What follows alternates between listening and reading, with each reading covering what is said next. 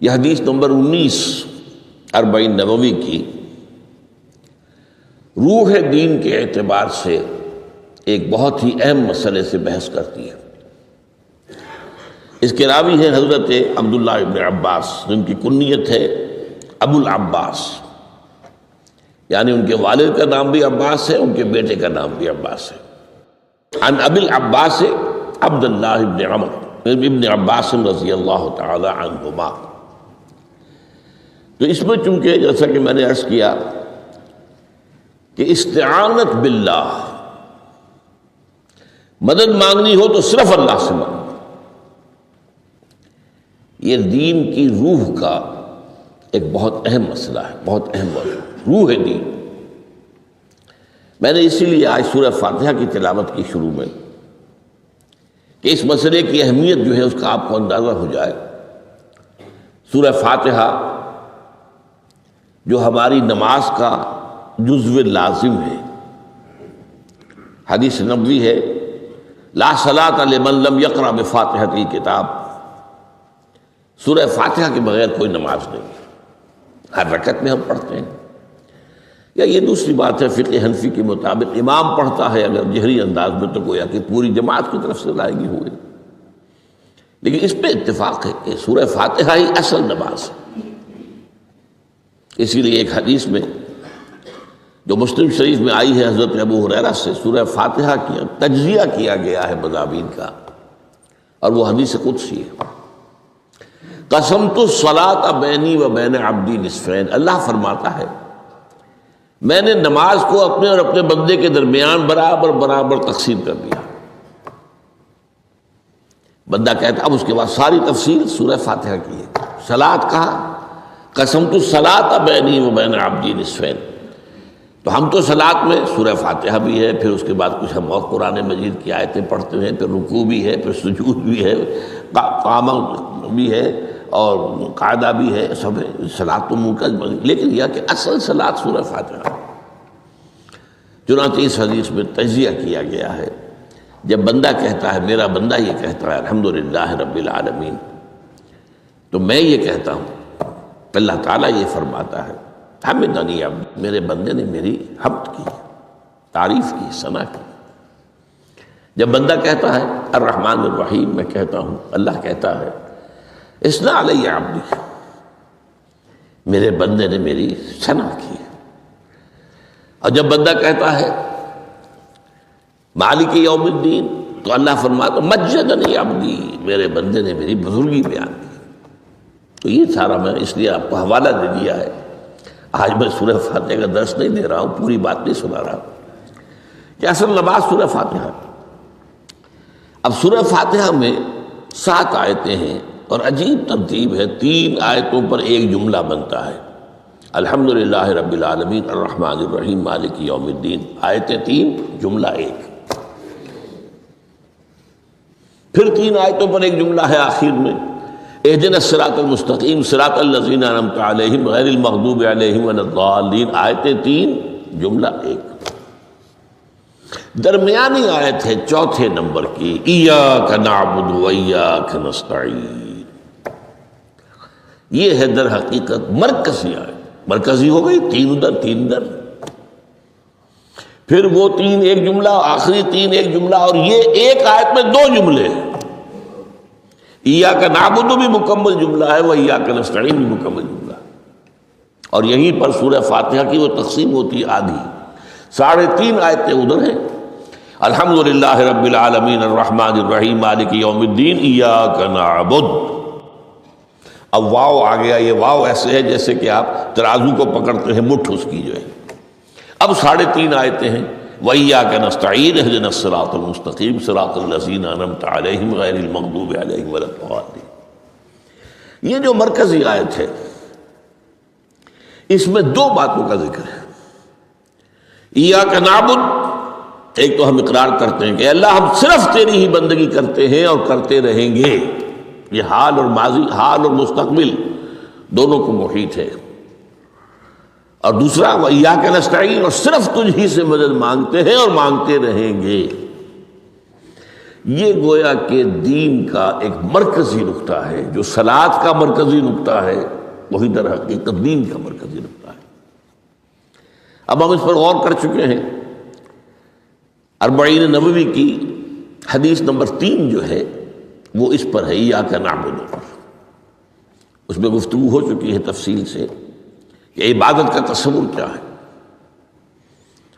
جس کے لیے انسان کو پیدا کیا گیا۔ وما خلقت الجن والانس الا لیعبدون، اور تمام رسولوں کی دعوت کا مرکزی نقطہ ان اعبدوا اللہ ما لکم من الہ غیرہ۔ زندگی آمد برائے بندگی، زندگی بے بندگی شرمندگی۔ اور اس میں جو کنفیوژن ہم نے پیدا کر دیا ہے کہ عبادت کو عبادات کے مترادف قرار دے دیا۔ نماز، روزہ، حج اور زکوٰۃ یہ عبادات ہیں، وہ عبادت جس کے لیے ہمیں پیدا کیا گیا ہے وہ یہ چیزیں نہیں ہیں، وہ ہے پوری زندگی میں ہمہ تن، ہمہ وقت، ہمہ جہت اللہ کی اطاعت۔ ہر وقت نماز تو نہیں پڑھی جاتی، ہر روز روزہ تو نہیں رکھا جاتا۔ یہ جو کہا کہ میں نے صرف تمہیں پیدا ہی اس لیے کیا کہ میری عبادت کرو، تو عبادت سے مراد یہ چیزیں نہیں ہو سکتی۔ یہ در حقیقت اس عبادت کے لیے سپورٹس ہے، جیسے 4 ستون ہیں، ان پر چھت ہے، چھت کو سپورٹ دینے کے لیے ستون ہے۔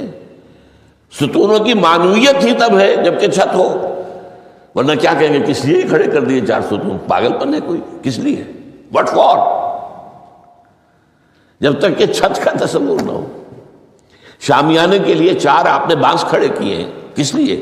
اس شامیانے کو سپورٹ کرنے کے لیے۔ تو اب اس میں جو ایک مضمون آیا وہ یہاں بھی آ گیا اس حدیث میں، تو قرآن مجید کی آیت میں ایاک نعبد و ایاک نستعین، یہ ہے دوسری بات جس پر کہ آج کی ہماری مرکزی جو مضمون ہے وہ یہ حدیث۔ تجھ ہی سے مدد مانگتے ہیں اور مانگتے رہیں گے۔ اللہ تعالیٰ سے مدد مانگنا، اب آپ یوں سمجھیے کہ مدد جو مانگی جاتی ہے مختلف الفاظ استعمال ہو سکتے ہیں۔ استعانت، وہ اس حدیث میں بھی آیا، قرآن میں بھی آیا سورہ فاتحہ میں، ایاک نستعین۔ استمداد، مدد طلب کرنا۔ استنصار، نصرت مانگنا۔ استدعاء، کوئی دعا کرنا کسی کام کے لیے۔ استغاثہ، کسی کی دعائی دینا۔ یہ تمام ایک قبیل کی چیزیں ہیں، ان کو جمع کر دیجیے استعانت۔ اب استعانت ایک تو ہے عام مادی دنیا کے اصول کے اندر میں کسی سے کہوں بھائی مجھے ذرا پانی پلا دینا، یہ بھی استعانت ہی ہو گئی نا، میں نے اپنی ایک ضرورت کو پورا کرنے کے لیے اسے مدد چاہیے۔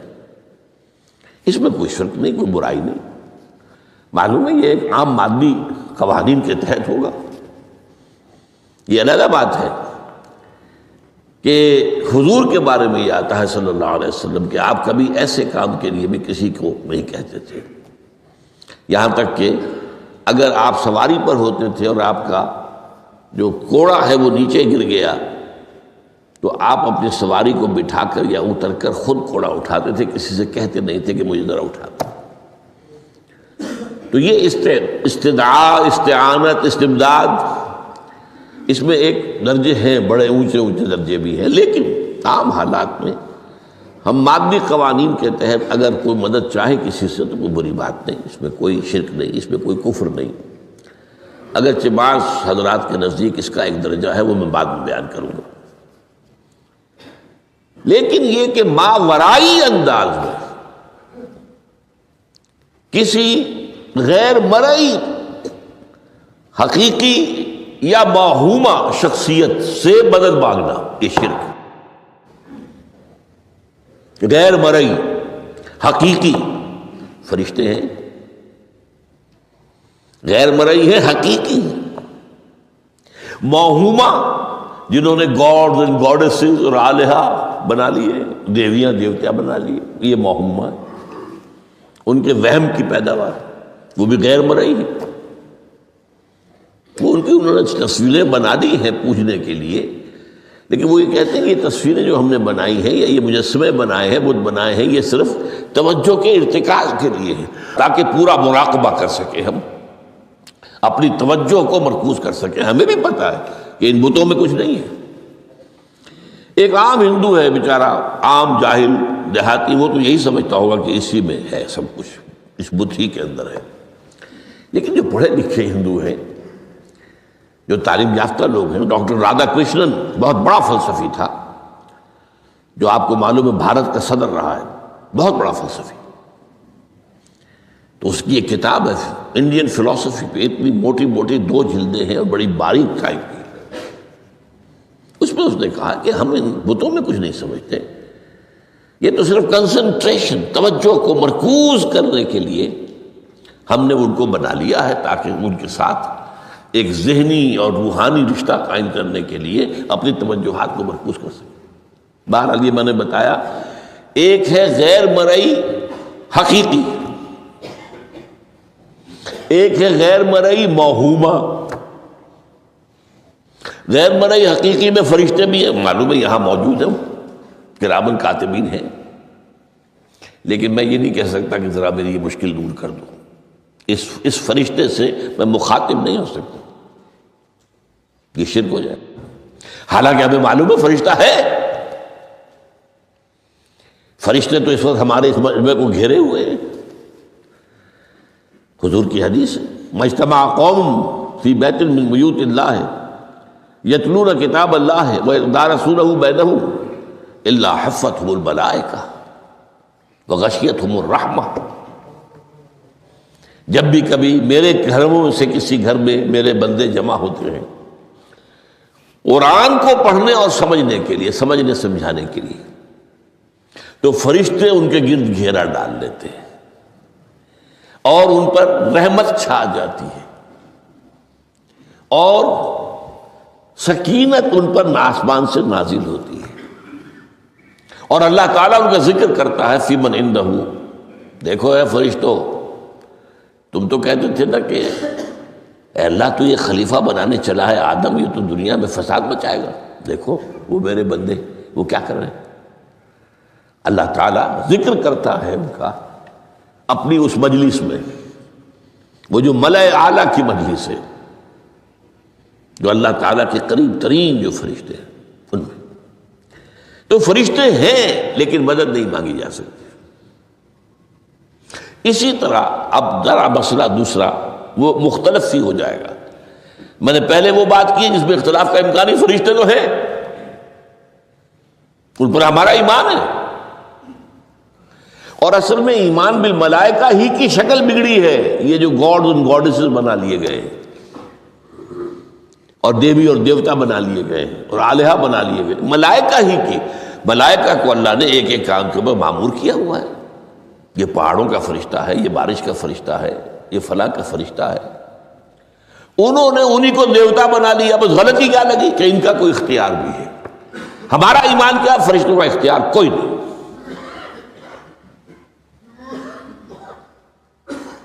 یفعلون ما یؤمرون، جو اللہ حکم دیتا ہے کرتے ہیں، ان کا کوئی اختیار نہیں. بس یہ باریک سا پردہ ہے. یہی ایمان بالملائکہ بن گیا ہے. دیویوں اور دیوتاؤں کی شکل اختیار کی. عرب کے لوگ خدا کی بیٹیاں کہتے تھے ان کو، یہ فرشتے خدا کی بیٹیاں ہیں. ان کے نام پر لات، یہ مؤنث نام ہے، لات.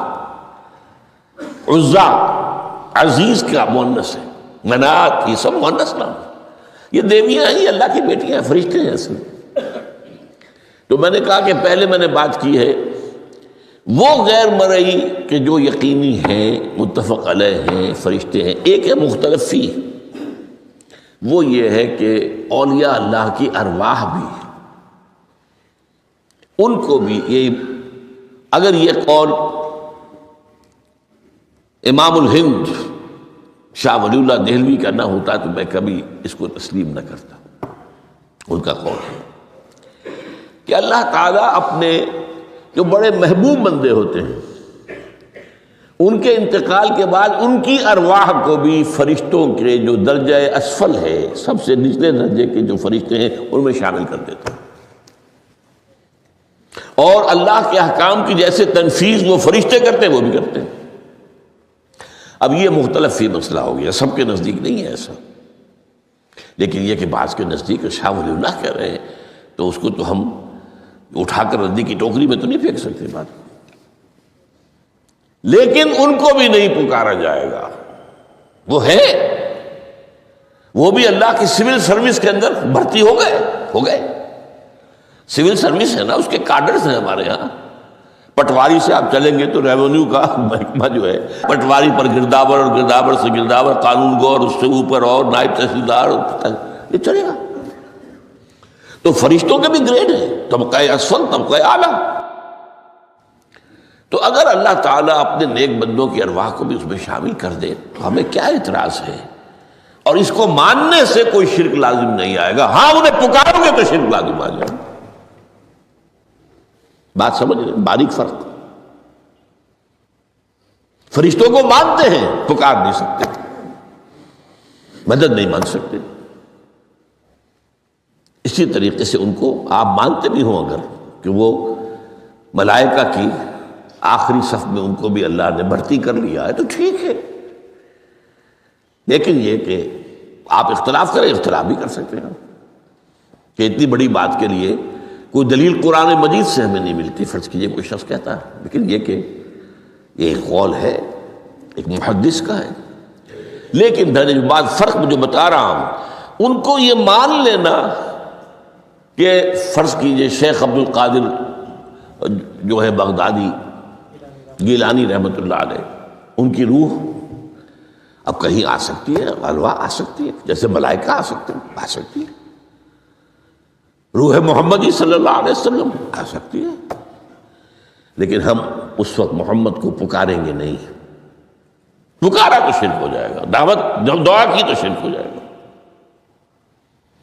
تو یہ ذرا باریک سا فرق ہے جو ہمارے ہاں اس فرق کو نہ سمجھنے کی وجہ سے ہی یا تو انکار کر دیتے ہیں سرے سے، روح آ ہی نہیں سکتی، اور یا یہ کہ پھر ان سے دعائیں اور استدعا اور استغاثہ،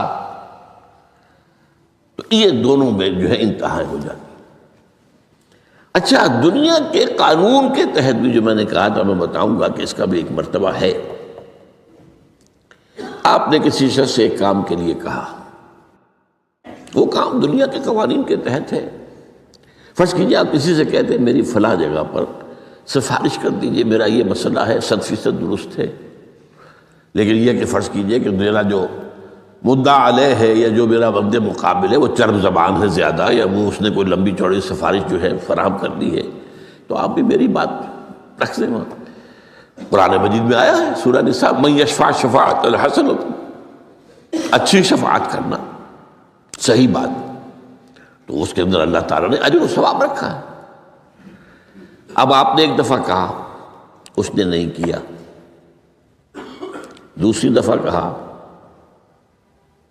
نہیں کیا، پھر کہا، تو یہ میں ایک بزرگ کا قول آپ کو بتا رہا ہوں کہ یہ شرک ہو جائے گا.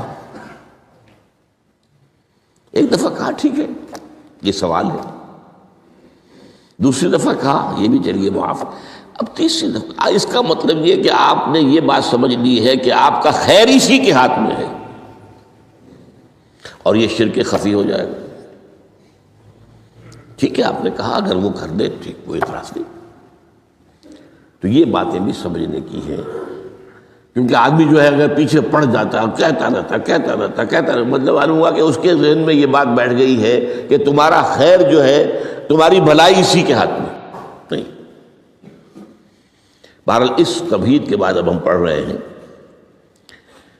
حضرت ابن عباس فرماتے ہیں رضی اللہ تعالی عنہ، کنت خلف النبی یوما صلی اللہ علیہ وسلم، ایک دن میں حضور کے پیچھے تھا. اب پیچھے ہونے سے کیا مراد ہے؟ گمان غالب یہ ہے کہ سواری پر، جس کو ردیف بھی کہتے ہیں. واللہ عالم یہ بھی ہو سکتا ہے کہ چلتے ہوئے پیچھے پیچھے چل رہے ہیں، ادب کے ساتھ. چچا زاد بھائی ہیں لیکن عمر میں تو بہت چھوٹے ہیں، نوجوان ہیں. اس کیفیت میں حضور نے اب ان سے خطاب کیا، یا غلام، اے نوجوان، اے لڑکے کہا، اے لڑکے، اعلمک کلمات، میں تمہیں تلقین کرتا ہوں چند کلمات. اب یہ ہے حضور کا طریقہ تربیت و تعلیم و تزکیہ. وہاں کوئی مدرسے نہیں تھے، وہاں کوئی درس کی محفلیں تو نہیں ہوتی تھی، محفل تو ایک ہی ہوتی تھی ہفتے میں، اور وہ جمعے کا اجتماع ہے، باقی حضور کی صحبت ہے، فجر کی نماز کے بعد بھی آپ بیٹھے ہیں، صحابہ بھی بیٹھ کے ہیں، کچھ گفتگو ہو رہی ہے، اسی میں تربیت، اسی میں تعلیم، اسی میں تزکیہ۔ وہ علیحدہ ذکر کے حلقے جو ہے وہ ضربے مارنے کے لیے یہ تو نہیں تھے، یہ تو بات کی ایجاد ہے، میں تو سب مانتے ہیں کہ یہ بات کی ایجاد ہے، یہ مصنون چیزیں نہیں۔ بہرحال حضور نے اے لڑکے یا اے بیٹے، جو بھی آپ اس کا ترجمہ کریں، میں تمہیں چند باتیں سکھاتا ہوں، مطلب کیا ہے، وَعَلِّمُكَ كَلِمَاتٍ، توجہ سے سنو، غور سے سنو، حفظ جان بنا دو۔ احفظ اللہ یحفظک، پہلا کلمہ، اللہ کی حفاظت کرو وہ تمہاری حفاظت کرے گا۔ اب اس سے مراد کیا ہے؟ عام طور پر سمجھا گیا ہے کہ اللہ کے احکام کی حفاظت کرو، کوئی حکم ٹوٹنے نہ پائے، وہ تمہاری حفاظت کرے گا۔ اور ایک مفہوم یہ بھی ہو سکتا ہے، اللہ کو اپنے دل میں محفوظ رکھو، اس کی یاد سے اس دل کو، اس خانہ قلب کو خالی نہ ہونے دو، مستحضر رکھو اللہ کو اپنے دل میں، تو اللہ تمہاری حفاظت کرے گا، اللہ تمہیں یاد رکھے گا۔ اور حدیث قدسی میں یہ الفاظ آئے، میرا بندہ جب مجھے اپنے دل میں یاد کرتا ہے، میں بھی اسے اپنے دل میں یاد کرتا ہوں۔ جب میرا بندہ کسی محفل میں میرا ذکر کرتا ہے، میں اس سے کہیں بہتر محفل میں اس کا ذکر کرتا ہوں۔ اللہ کی محفل تو ملائے اعلیٰ کی ہے، ملائکہ مقربین کی ہے۔ وہ جو امیر خسرو کا شعر ہے، وہ پتہ نہیں کس کیفیت میں انہوں نے کہا ہے، خدا خود میر محفل بود اندر لامکاں خسرو، محمد شمع محفل بود شب جائے کہ من بودم۔ اے خسرو، رات میں جہاں تھا، وہ رات کوئی کیفیت تھی جو گزری ہے، وہ ایک لامکان کی محفل تھی۔ اب مکان نہیں ہے، لامکان ہے، مادی نہیں ہے وہ۔ اس کی محفل میں میر محفل اللہ تھا اور شمع محفل محمد تھے صلی اللہ علیہ وسلم۔ خدا خود میر محفل بود اندر لامکان خسرو، محمد شمع محفل بود شب جائے کہ من بودم۔ بہرحال اللہ کو تم اپنے دل میں مستحضر رکھو، اللہ تعالیٰ تمہیں بھی یاد رکھے گا۔ دوبارہ فرمایا، احفظ اللہ تجدہ امامک تجاہک، اللہ کو یاد رکھو تو اپنے سامنے موجود پاؤ گے، جب چاہو دعا کرو۔ وہ جو واقعہ ہے کہ دل میں ہے، جب چاہو مخاطب ہو جاؤ۔ دل کے آئینے میں ہے تصویر یار، جب ذرا گردن جھکائی دیکھ لی، کہیں دور تو نہیں ہے، نحن اقرب الیہ من حبل الورید۔ تمہارے دل میں اللہ ہے تو کہاں جا رہے ہیں اس کو ڈھونڈنے کے لیے؟ اپنے دل میں۔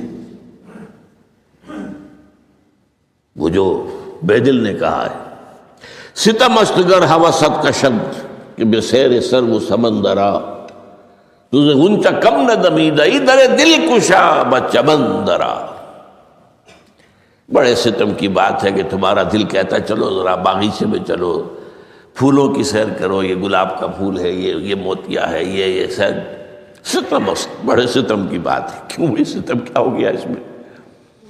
ستم است گر ہوست کشد، تمہاری خواہش تمہیں کھینچتی ہے کہ بے سیر سر و سمندرا، سر و سمن، ذرا ان کی سیر کرنے کے لیے آؤ۔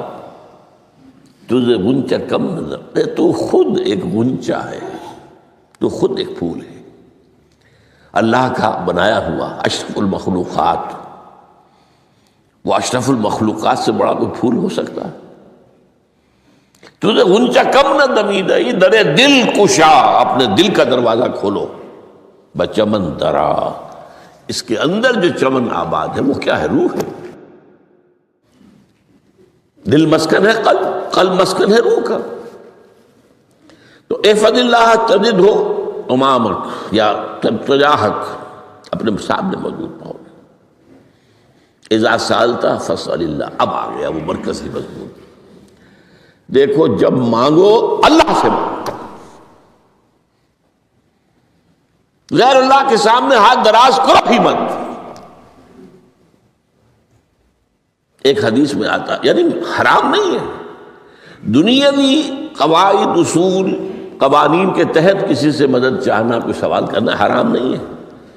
وہ تو میں نے کہا کہ اس پر اصرار آپ کریں گے تو اس میں بو پیدا ہو جائے گی، بدبو پیدا ہو جائے گی شرک کی، لیکن آپ سوال کریں، مدد لیں، اسی پر دنیا قائم ہے، ایک دوسرے کے ساتھ تعاون کے ساتھ۔ لیکن اونچا مقام کیا ہے؟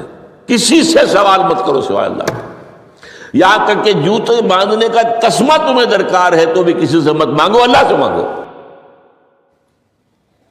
کیا پتہ اللہ کس کے دل میں ڈال دے اور وہ آ کے تمہیں تسمہ پیش کر دے۔ ہوتا ہے ایسا، بسا اوقات ہوتا۔ جو اللہ کے ساتھ لو لگا کر رکھنے والے ہیں ان کے تو ایسے واقعات ہوتے ہیں کہ دل میں ایک بات آئی اور اس کے بعد وہی بات جو ہے وہ کوئی شخص آ گیا اور اس نے وہ بات پوری کر دی، کیونکہ لوگوں کے دل جو ہے وہ تو اللہ کی 2 انگلیوں کے مابین جسے چاہتا پھیر دیتا ہے۔ کیا پتہ اللہ کسی فرشتے کو انسانی شکل میں بھیج دے، آتا ہے فرشتہ، آتا ہے انسانی شکل میں، آتا ہے آپ کی تکلیف کو رفع کر دے، آپ کی ضرورت کو پورا کر دے، اسی سے مانگو، کسی اور سے مت مانگو۔ یہ ہے توحید کا لب لباب۔ یوں سمجھیے اسلام کی جڑ کیا ہے؟ ایمان۔ اسلام کا جو خارجی نظام عمل ہے، انفرادی اعمال ہو، اجتماعی ہو، ان سب کی روح رواں کیا ہے؟ ایمان۔ ٹھیک، ایک بات ہو گئی۔ ایمان کا خلاصہ لب لباب کیا ہے؟ ایمان باللہ۔ جیسے ایمان بالآخرہ بھی ہے، ایمان بالملائکہ ہے، ایمان بالانبیاء ہے، ایمان بالرسل ہے، ایمان بالکتب ہے، ایمان بالقلب ہے، لیکن اصل ایمان، اسی لیے ایمان مجمل میں آپ کو معلوم ہے کسی اور چیز کا ذکر نہیں۔ آمنت باللہ کما ہوا باسمائہ وصفاتہ وقبلت جمیع احکامہ اقرار باللسان وتصدیق بالقلب۔ یہ ایمان مجمل ہے، اجمالی طور پر ایمان اس کا نام ہے۔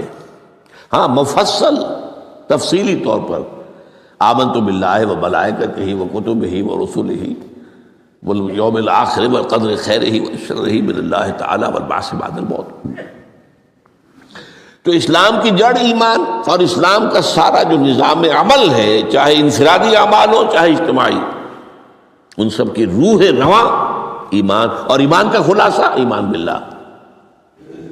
اور ایمان باللہ کا اصل حاصل وہ ہے جو اس حدیث میں آ رہا، اس کے 2 ہیں تقاضے، عبادت صرف اسی کی، استعانت صرف اسی سے۔ اس لیے میں نے سورہ فاتحہ کا تذکرہ شروع میں کیا۔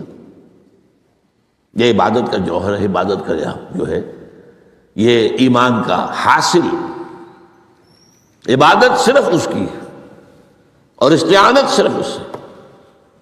استعانت ہی میں سوال بھی آ گیا، یہ بھی مدد ہے۔ آپ کسی سے کچھ مدد مالی چاہ رہے ہیں یا کوئی اور مدد چاہتے ہیں، کسی کام میں مدد چاہتے ہیں، جیسے میں نے کہا تھا کہیں سفارش کرانا چاہتے ہیں، یہ بھی ایک مدد ہے۔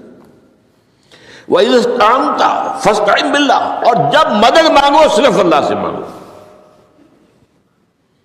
اور وہ سارے الفاظ یاد کر لیجیے، استدعاء، استعانت، استغاثہ، یہ جو غوث اعظم سے استغاثہ کیا جاتا ہے یہ تو شرک ہے۔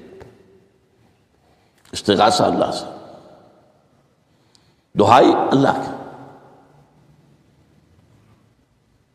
اس اعتبار سے استمداد، استعانت، استدعاء، استغاثہ، یہ سب اللہ سے، صرف اللہ سے۔ عبادت صرف اللہ کی، ایاک نعبد، اور استعانت صرف اللہ سے۔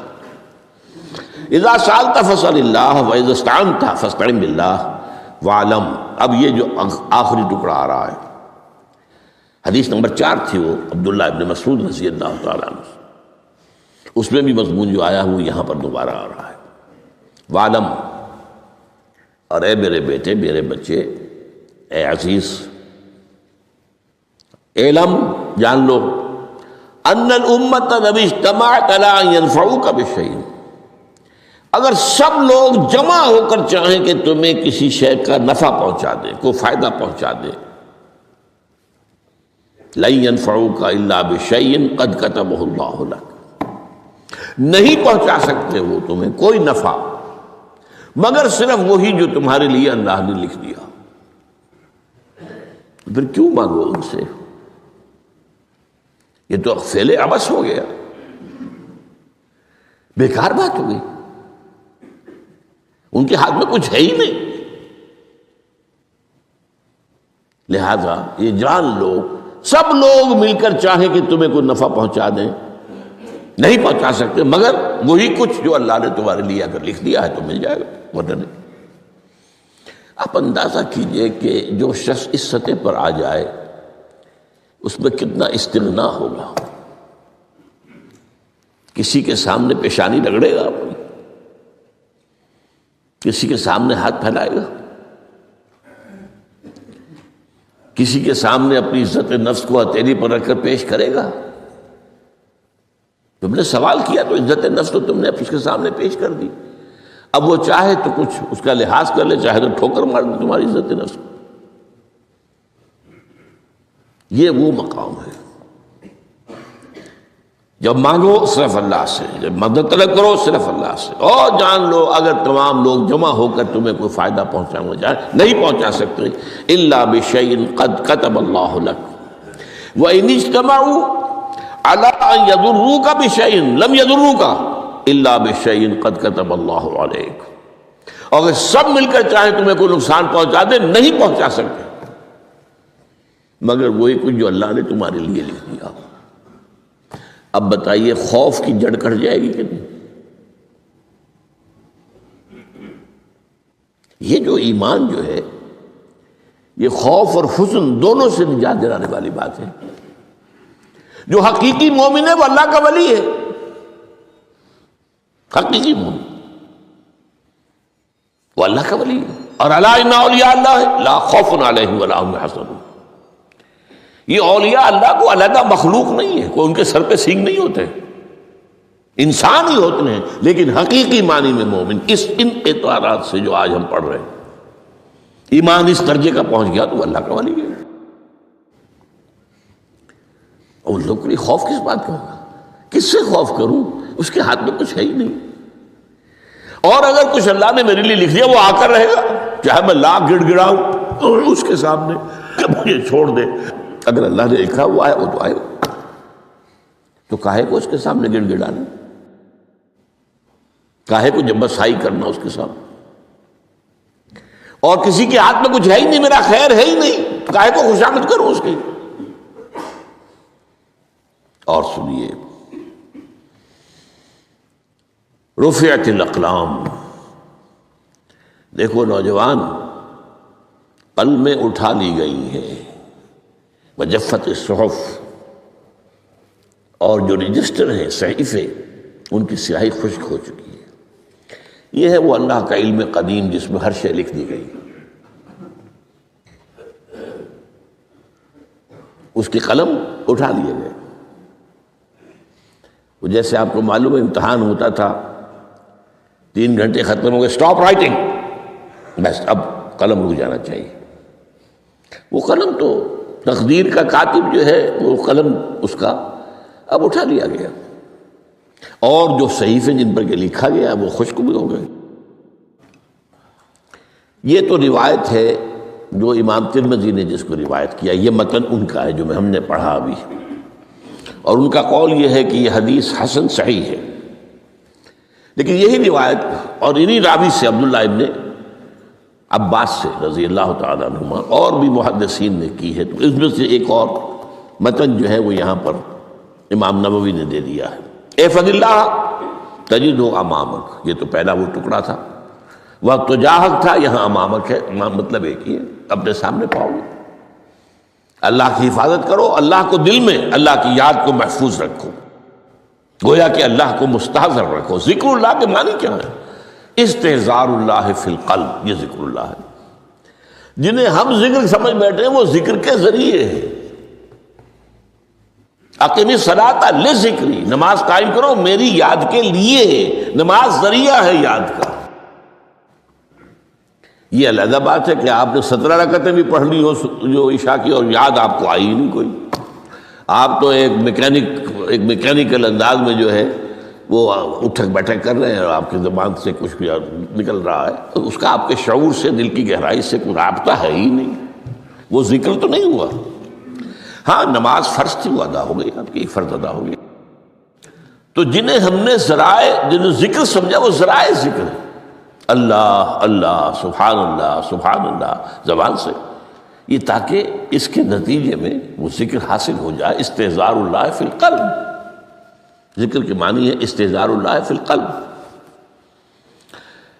تعرف الی اللہ فی الرخاء، اور دیکھو کشادگی کے وقت میں تم اللہ کو یاد رکھو، اللہ کی طرف رجوع کیے رہو، بھول نہ جاؤ۔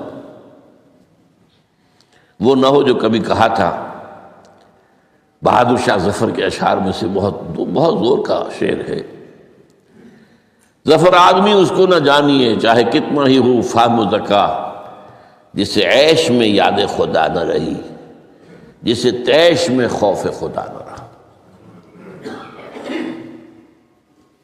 وہ ہے کشادگی کی حالت میں، جب کہ تمہارے لیے کشادگی ہے، اللہ کی طرف رجوع کیے رکھو۔